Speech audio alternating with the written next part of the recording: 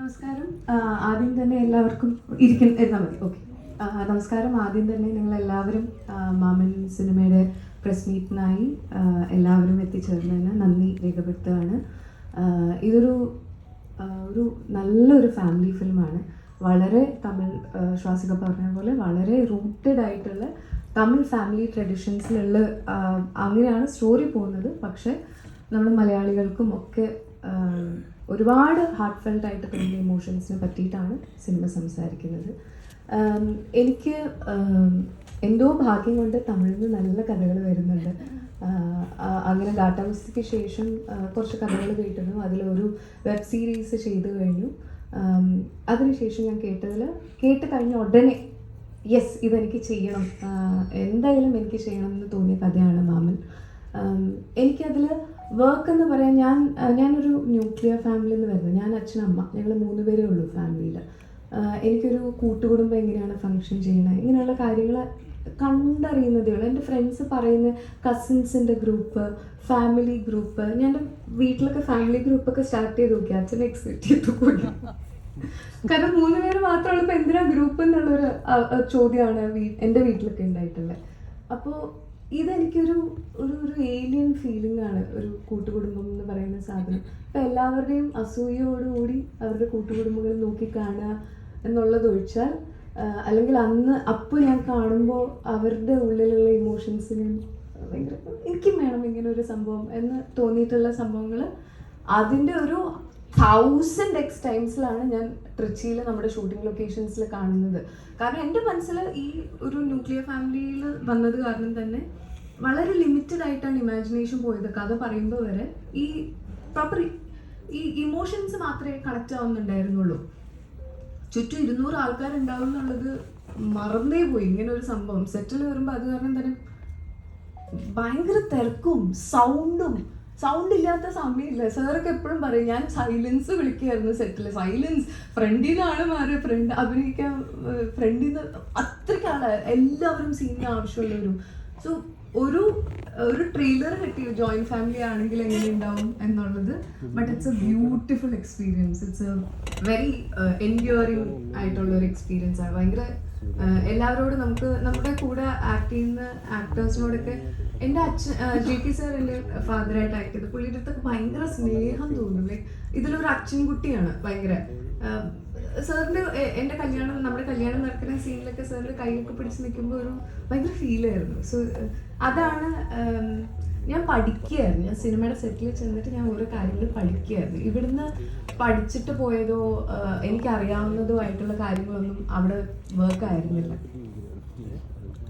Thank you so much, Aishu. Thank you so much for that very... അല്ല, അതായത് ഞാൻ എൻ്റെ ടീമിനെ പറ്റി സംസാരിച്ചില്ല. ജസ്റ്റ് ഒരു കാര്യം പറയണമെന്നുണ്ടായിരുന്നു. അതുകൊണ്ടാണ് മൈക്ക് തിരിച്ച് കാണിച്ചത്. ഒന്ന്, സൂര്യ സാറ് ഒരുപാട് കഷ്ടപ്പാടുകളിൽ നിന്നും ഒരുപാട് ലൈഫ് എക്സ്പീരിയൻസിൽ നിന്നും വന്നിട്ടുള്ള ആളാണ്. നിങ്ങൾക്ക് എല്ലാവർക്കും അറിയാതെ. എനിക്ക് എൻ്റെ വർക്കിംഗ് എക്സ്പീരിയൻസ് വിത്ത് ഹിം നിങ്ങൾ ചോദിക്കുമായിരിക്കും. എന്നാലും എനിക്ക് ഭയങ്കര നല്ലൊരു മനുഷ്യൻ്റെ കൂടെ വർക്ക് ചെയ്യുമ്പോൾ നമ്മൾ പഠിക്കുന്ന ഒരുപാട് കാര്യങ്ങളുണ്ടല്ലോ. എനിക്കത് പുള്ളി സംസാരിക്കുമ്പോഴാണെങ്കിലും ഒരാൾക്ക് കൊടുക്കുന്ന റെസ്പെക്റ്റ് ആണെങ്കിലും ജെന്യുവനായിട്ട് കൊടുക്കുന്ന അപ്രീസിയേഷൻ ആണെങ്കിലും ഇതൊക്കെ എന്നെ ഒരുപാട് ഹെൽപ്പ് ചെയ്തിട്ടുണ്ട് സെറ്റിൽ.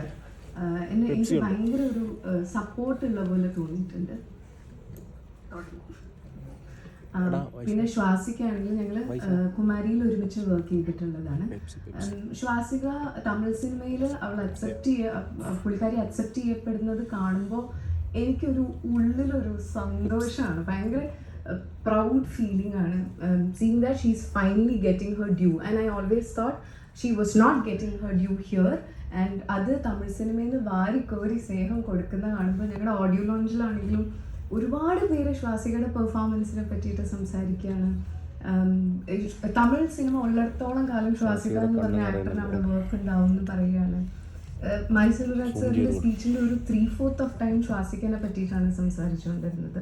ആൻഡ് ഹിഷാം ആണെങ്കിലും അതെ, നമ്മുടെ അവിടേക്ക് തമിഴിലേക്ക് വന്നതിന് ശേഷം കൊടുക്കുന്ന ഓരോ പാട്ടും വൺസ് മോറിൽ വന്ന ഓരോ പാട്ടുകളും നമുക്ക് അപ്പോഴേ സിനിമ ഇറങ്ങുന്നതിന് മുന്നേ ഹിറ്റാണ്. നമ്മുടെ സിനിമയിലുള്ള പാട്ടുകളാണെങ്കിൽ ഞാൻ കേട്ട് ഇറങ്ങി 6 സോങ്സും കൂടി എത്ര മിനിറ്റ്സ് ഉണ്ടാവും? 17-18 മിനിറ്റ്സ്. അത് കേട്ട് കഴിഞ്ഞ ഉടനെ എൻ്റെ കോള് പോയി. Because it was so beautiful. അത്രയും ഡെഡിക്കേറ്റഡ് ആയിട്ട് ആ ഇമോഷൻസ് മനസ്സിലാക്കി വർക്ക് ചെയ്യുന്നതുകൊണ്ടാണ് അത് കറക്റ്റായിട്ട് കിട്ടുന്നത്. So I felt very happy. ഇവർ മാത്രമല്ല, ഞങ്ങളുടെ ടീമിൽ ഒരുപാട് പേരുണ്ട്. രാജ്കിരൺ സാറുണ്ട്, ഈ ഞങ്ങളുടെ director Prashanth sir, producer Kumar sir, editor, എല്ലാവരും ഒരുപാട് കഷ്ടപ്പെട്ട് വർക്ക് ചെയ്തിട്ടുണ്ട്. അപ്പോൾ ഇങ്ങനെ ഒരു സെറ്റിൻ്റെ കൂടെ വർക്ക് ചെയ്യാൻ പറ്റിയില്ല. ആ ഒരു ജോയിൻറ്റ് ഫാമിലി എക്സ്പീരിയൻസ് കിട്ടിയതിനൊക്കെ എനിക്ക് ഭയങ്കര സന്തോഷമാണ്. പിന്നെ ഇവരുടെ രണ്ടുപേരുടെയും ഒരു ആക്ച്വലി നമുക്ക് എല്ലാവർക്കും ഉണ്ടത്, എന്നാലും ഇവർ രണ്ടുപേർക്കും മെയിനായിട്ട് എനിക്ക് തോന്നിയത് മറ്റേ ഒറ്റയ്ക്ക് വഴി വെട്ടി വന്നവനോട് മോൺസ്റ്റർ. അത് KGF ഒറ്റയ്ക്ക് വഴി വെട്ടി വന്നവനാ that thing, no?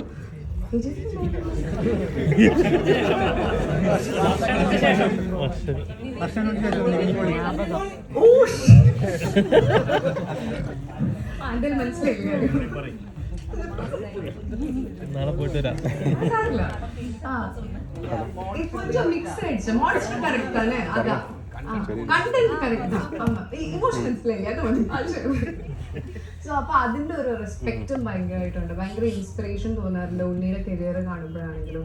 പുള്ളി എങ്ങനെയാണോ, നമുക്ക് എല്ലാവർക്കും അപ്സ് ആൻഡ് ഡൗൺസ് ഉണ്ടാവാറുണ്ട്. പക്ഷെ ഒരാളുടെയും സപ്പോർട്ട് അല്ലാണ്ട് സ്വന്തമായിട്ട് ഞാൻ എന്താണ് ചെയ്യേണ്ടത്, എന്ത് ടൈപ്പ് സിനിമകളിലാണ് ചെയ്യേണ്ടത് എന്നുള്ളൊരു ഒരു സെൽഫ് കോൺഫിഡൻസ് ഉണ്ടാവുക. അത് ചെയ്യാനായിട്ടുള്ള റൈറ്റ് റിസോഴ്സസ് കണ്ടുപിടിച്ച് റൈറ്റ് ആൾക്കാരെ കണ്ടുപിടിച്ച് അത് ചെയ്തെടുക്കാൻ പറഞ്ഞാൽ it's not a easy task. വളരെ വളരെ കഷ്ടപ്പെട്ടിട്ടാണ് ഓരോരോ പ്രോജക്ട്സും ഞാൻ എടുക്കുന്നത്. So I understand what you are trying to do and lots of respect.